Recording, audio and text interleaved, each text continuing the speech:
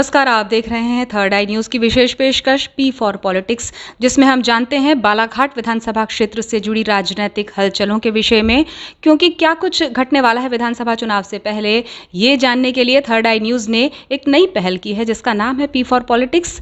P for politics में क्या updates होती है, ये जानने के लिए आपको हमारा चैनल लाइक और सब्सक्राइब करना होगा। तो आज ही लाइक और सब्सक्राइब करें थर्ड आई बालाघाट। फिलहाल आज के अंक को शुरू करते हैं। आज हमारे मेहमान हैं भारतीय जनता पार्टी के जिला अध्यक्ष सत्यनारायण अग्रवाल। आपका कार्यक्रम में बहुत स्वागत।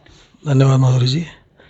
सत्यनारायण जी, अब चूंकि चुनाव बहुत नज़दीक हैं और बालाघाट में 6 विधानसभा सीट हैं, जिसमें 6 विधानसभा सीट में कमल खिलाना एक बहुत बड़ी जिम्मेदारी है आपके ऊपर भी। तो क्या कुछ रणनीति है, इस विषय में बताएं।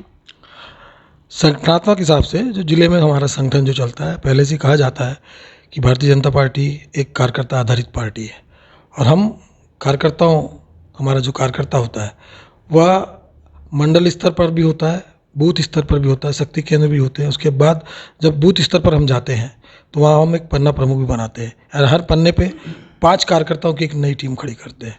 ये मुख्य कारण जो है कि हर पन्ने पर जब हम 5 कार्यकर्ता खड़े करते हैं तो उनका परिवार भी कहीं ना कहीं हमारे साथ जुड़ता है। इस तैयारी तक हम भारतीय जनता पार्टी का काम कर रहे हैं। अभी हमारे कई कार्यक्रम चल रहे हैं, जैसे हमारा अभी विधानसभा आपने सम्मेलन देखा होगा, 6 विधानसभाओं में हमारे सम्मेलन हुए और बड़ी तादाद में हुए।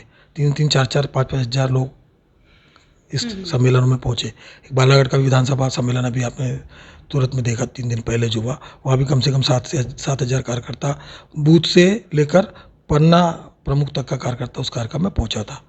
मुख्य कारण कि हमारी जो योजना है, कार्यकर्ताओं को संबल प्रदान करना, कार्यकर्ताओं से बातचीत करना कि आपको जब वोटरों के बीच में जाना है, लाभार्थियों के बीच में जाना है तो उनसे क्या चर्चा करना है। ऐसे बैठकों में हम उनसे चर्चा करके उन्हें पार्टी के प्रति काम करने के लिए आश्वस्त करते हैं। जी, मोदी जी और शिवराज जी का अपना एक प्रभाव रहा है और काफ़ी लंबे समय से भाजपा जो है वो प्रदेश में प्रतिनिधित्व कर रही है।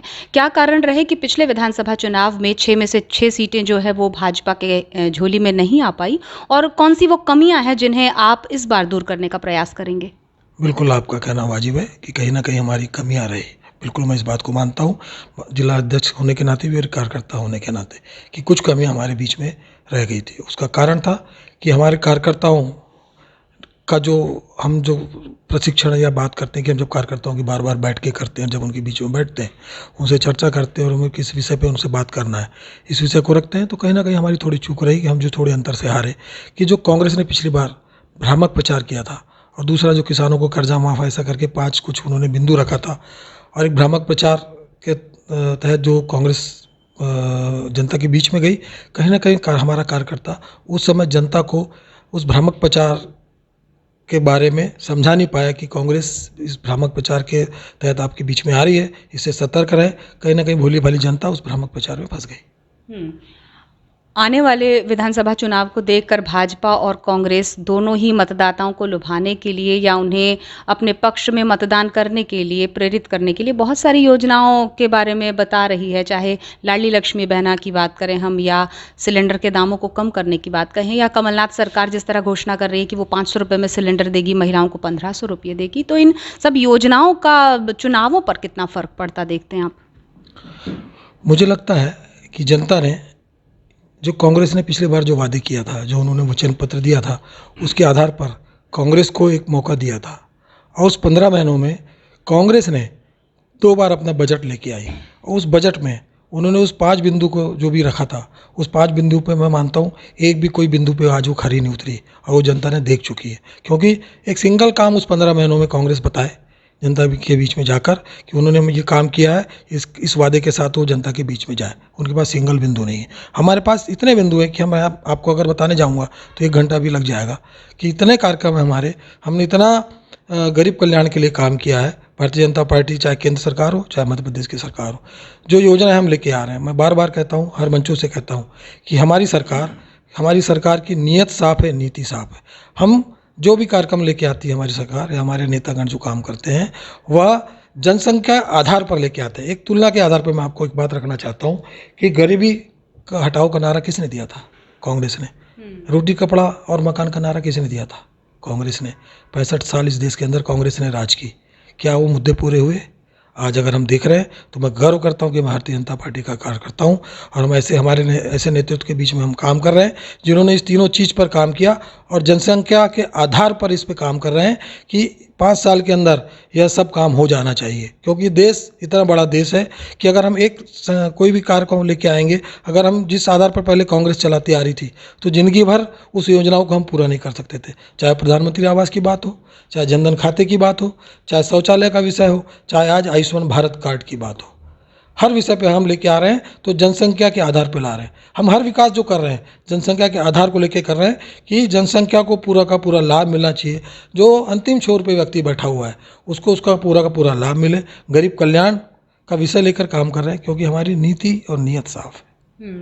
डैमेज कंट्रोल की अगर बात करें तो कुछ ही दिन पहले पहली लिस्ट आई शीर्ष नेतृत्व द्वारा। वो लिस्ट 39 लोगों की थी जिसमें राजकुमार कर्राहे जी का नाम था। बहुत संभावना थी कि रमेश भटेरे जी का नाम हो सकता था उस लिस्ट में। जो कार्यकर्ताओं में विरोधाभास है लांजी विधानसभा क्षेत्र में, ये किस तरह आप मैनेज करेंगे? देखिए क्या होता है, भारतीय जनता पार्टी कार्यकर्ता आधारित पार्टी है। हो सकता है कुछ कार्यकर्ताओं में नाराजी हो। पार्टी ने कर्राहे जी को टिकट दी है, हमारे उम्मीदवार हैं। कार्यकर्ताओं से हमारी बैठकें चल रही है, 2 दौर की बैठकें हो चुकी है। हम बात कर रहे हैं, कार्यकर्ता मानेगा, भारतीय जनता पार्टी का कार्यकर्ता है। जो पार्टी का नेतृत्व शीर्ष नेतृत्व तय करता है उसको सिरोधार करता है कार्यकर्ता। कहीं ना कहीं कार्यकर्ताओं के मन में है कि हमसे क्यों नहीं पूछा गया, तो ये केंद्रीय नेतृत्व का फैसला है। जो भी है बातचीत चल रही है, जो होगा कार्यकर्ता पार्टी के लिए काम करेगा। लेकिन अभी हाल ही में देखने मिला कि एक कार्यकर्ता सम्मेलन से उन्हें जाने के लिए कह दिया गया, जबकि भाजपा अनुशासन के लिए पहचानी जाती है। तो ये एक बहुत बड़ा जो आपका विरोधाभास अंतर्कलह चल रही है, कहीं ऐसा नहीं लगता कि कांग्रेस इसका फायदा उठा लेगी क्षेत्र में? जहाँ तक आप मेरे को लग रहा है कि हमारे जो प्रवासी विधायक आए थे उस कार्यक्रम में कहीं ऐसी कोई घटना घटी ऐसा मैंने सुना था, उसको लेकर आप प्रश्न कर रही हैं। मैं मानता हूँ कि हमारी भारतीय जनता पार्टी की जो विचारधारा है और जिस हिसाब से हम काम करते हैं, हमारे यहाँ रहता है कि जो भी बैठकें होती है उसमें अपेक्षित कौन कौन है, उस अपेक्षित के आधार पर। तो उस कार्यक्रम में वो अपेक्षित नहीं थे, क्योंकि जो विधायक प्रवास पर आए थे उनका तय था कि आपको किन के बीच में बैठना है। तो इसलिए वहाँ पर ऐसा कहा गया उनको कार्यकर्ताओं के द्वारा कि आप इस बैठक में अपेक्षित नहीं है, तो वह शांति से चले गए। कोई विषय की बात ही नहीं है उसमें, वो अपेक्षित नहीं थे उसमें, ना भटेरे जी अपेक्षित थे ना वो थे। इसलिए वो आप उनको जैसा बताया गया कि आप अपेक्षित नहीं है तो वह वहाँ से चले गए, और कोई विषय नहीं है इसमें। कांग्रेस को तो कुछ मुद्दे बताया ना मैंने कि कांग्रेस से भ्रामक प्रचार के तहत उसमें जाना, उनके पास कहने को कुछ नहीं है। वो सिर्फ भाजपा ने क्या किया, भाजपा का कार्यकर्ता क्या कर रहा है, भाजपा का कार्यकर्ता नाराज है कि क्या इस पे काम कर रहे हैं, वो खुद ने क्या किया वो बताए ना। 75 साल देश में राज किया उन्होंने, उनकी पार्टियों ने राज करे। इस 2004 का पहले का मध्य प्रदेश और आज का मध्य प्रदेश, 2014 का भारत और आज का भारत, जनता देख रही है, जनता जान रही है, इस बात को समझ रही है कि इस देश का सही में अगर कोई कल्याण कर सकता है, गरीब का अगर कोई कल्याण कर सकता है, इस मध्य प्रदेश को बीमारू राज से आज अगर आगे बढ़ाने में किसी ने काम किया है तो भारतीय जनता पार्टी के परिवार ने, भारतीय जनता पार्टी की सरकार ने किया है। लेकिन सबसे ज़्यादा जो टैक्स है, कर है, वो भी मध्य प्रदेश का जो नागरिक है वही पे करता है। सबसे ज़्यादा कर्ज में डूबी हुई सरकारों में से एक सरकार मध्य प्रदेश सरकार भी है। तो ऐसे में बहुत कठिन हो जाएगा, जिस तरह आप कह रहे हैं कि बीमारू राज्य से इसे विकसित और स्वस्थ राज्य की श्रेणी में लाना। बहरहाल आने वाले विधानसभा चुनाव को देखते हुए जिस तरह माननीय गौरीशंकर बिसेन जी को मंत्री पद से नवाजा गया, तो आपको नहीं लगता है कि ये भी कहीं ना कहीं एक तुष्टिकरण की नीति के तहत किया गया फैसला है कि हम बालाघाट के जो लाडले नेता माने जाते हैं उन्हें भी संतुष्ट करें और उनके जो फॉलोअर्स हैं, उनके जो चाहने वाले हैं, उन्हें भी संतुष्ट करें? इस विषय पे मुझे ज़्यादा नहीं कहना चाहिए। आपने भाऊ का भी स्टेटमेंट देखा है, भाऊ ने भी कहा था कि उन्हें एक बहुत महत्वपूर्ण जवाबदारी दी गई थी।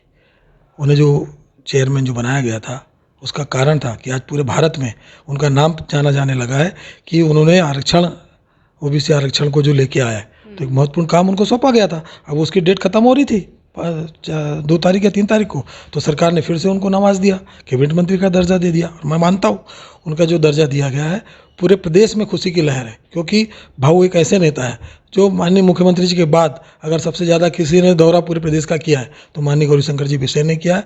हर कार्यकर्ता खुश है, पूरे प्रदेश का कार्यकर्ता खुश है, और बालाघाट जिले और छिंदवाड़ा सिवनी तीनों जिले में तो बहुत कार्यकर्ता खुश है कि उनसे फिर से सम्मान दिया गया। इसलिए और कोई बात नहीं, इसमें कोई तुष्टिकरण की बात नहीं। भाऊ एक सम्मानी नेता है, उनका कद है, उनको पद मिलना था, उन्हें मिला। जी। वारासिवनी विधानसभा क्षेत्र की बात करें तो यहाँ भी थोड़ा-सा पेंच फँसा हुआ नज़र आता है। कई बार जो है निर्दलीय विधायक प्रदीप जायसवाल कहते हैं कि मुझे यदि भाजपा मौका दे तो मैं चुनाव लड़ूँगा। उधर डॉक्टर योगेंद्र निर्मल कहते हैं कि यदि वो चुनाव लड़ेंगे तो हम उन्हें मदद नहीं करेंगे, उनके लिए काम नहीं करेंगे। तो ज़िलाध्यक्ष महोदय कैसे ये कर पाएँगे कि हम अपना भाजपा का परचम लहराएँ आने वाले विधानसभा चुनाव में? मैंने कहा ना, भारतीय जनता पार्टी का कार्यकर्ता प्रथम उसके लिए देश है, फिर पार्टी है, फिर परिवार है, इस भाव से काम करता है। हम राष्ट्र के लिए काम करते हैं। हमारा हर कार्यकर्ता राष्ट्र के लिए काम करता है। हमारा हर कार्यकर्ता पार्टी की विचारधारा के साथ पार्टी से जुड़ा है।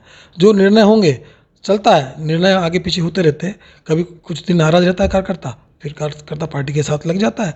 और भारतीय जनता पार्टी के जिलाध्यक्ष होने के नाते मुझे पूरा विश्वास है कि कार्यकर्ता पार्टी के साथ चलेगा, पार्टी के साथ काम करेगा। पर डॉक्टर निर्मल को आप कैसे समझा पाएँगे? क्योंकि कई मंचों से वो कह चुके हैं कि यदि उन्हें टिकट मिलती है तो बिल्कुल वो कोई सपोर्ट नहीं करेंगे भाजपा को। कार्यकर्ता मतदाता के घर-घर तक जाकर कहेंगे कि इन्हें वोट ना करें। तो अध्यक्ष महोदय के लिए तो ये बहुत बड़ी ज़िम्मेदारी हो गई फिर। ऐसा बोल रहे हैं अभी वो। अभी तो ऐसा कुछ हुआ नहीं है ना, जब आगे आएगी बात जब देखेंगे। अभी उन्होंने कहा होगा, मुझे भी कहीं मैंने देखा नहीं है, आप बता रही हैं, तो मुझे तो ऐसा नहीं, मुझे तो मिल के गए कल, मेरे साथ आके बैठे थे, मुझे तो उन्होंने ऐसा कुछ नहीं कहा। दूसरी सूची का हम कब तक संभावित माने कि हमें अब जो पूरे प्रत्याशी हैं वो पता चल जाएँगे? दूसरी सूची के आने की कब तक संभावना है? ये तो अब केंद्र का और प्रदेश का नेतृत्व तय करेगा कि सूची कब आने वाली है। पर मैं आपको बताना चाहता हूँ कि सभी जिलों से बात हुई है, सभी जिलों से रायशुमारी भी की जा रही है। जैसे विधायक भी आए थे प्रवास में हर जिलों में। अब हाँ, ये पक्का है कि अब जो हमारी हारी हुई सीटें हैं उसके ऊपर मंथन पार्टी का चालू हो चुका है। अब कब निर्णय होता है, कब आता है, ये मुझे नहीं कह सकता, पर हो सकता है कि जल्दी 10-15 दिन में यह सूची जारी हो सकती है। 6 विधानसभा सीटों को लेकर आपके अनुसार क्या मत है आपका? और विशेष तौर पर प्रदेश सरकार को लेकर क्या मत है? क्या वाक़ई फिर से शिवराज सरकार रिपीट होगी या 6 की 6 विधानसभा सीटों पर कमल खिलेगा? आपका क्या विचार है? मैं तो ये कहूँगा कि मैंने जब 11 अप्रैल को मुझे जिलाध्यक्ष बनाया गया था, उस समय मैंने कहा था कि मैं पूर्ण कालिक के भांति ना काम करूँगा और भारतीय जनता पार्टी की 6 सीटों को यहाँ हम कैसे जीत सकते हैं, कार्यकर्ता के साथ लग करके, कार्यकर्ता भाव से उनके साथ काम करके हम 6 सीट पे यहाँ से कमल खिलाकर भेजेंगे। यही उम्मीद के साथ मैं काम कर रहा हूँ। और रहा सवाल शिवराज जी का, तो मैं आश्वस्त करना चाहता हूँ कि जिस हिसाब से हम गाँव में जा रहे हैं, लोगों से मिल रहे हैं, जनता में भारी उत्साह है भारतीय जनता पार्टी को दोबारा फिर से सरकार बनाने के लिए। लाडली बहना योजना हो, चाहे हर कोई भी योजना की बात अगर हम जब उनसे करते हैं, हितग्राही के पास जाते हैं, उस परिवार से जब चर्चा करते हो तो उसमें उत्साह है। वो भाजपा को वोट देगा और इस बार भारतीय जनता पार्टी की पूर्ण बहुमत के साथ सरकार बनेगी। जी, धन्यवाद। हमारे साथ थे भाजपा जिलाध्यक्ष सत्यनारायण अग्रवाल, जिन्होंने आगामी विधानसभा चुनाव को लेकर जिले में भाजपा द्वारा तय की गई रणनीति के विषय में हमें विस्तृत जानकारी दी। अगले एपिसोड में कौन होंगे हमारे मेहमान, जानने के लिए देखना ना भूलें थर्ड आई न्यूज़ की विशेष पेशकश पी फॉर पॉलिटिक्स। और हाँ, जाने से पहले हमारे चैनल को लाइक और सब्सक्राइब जरूर करें। आज के अंक से दीजिए इजाजत। नमस्कार।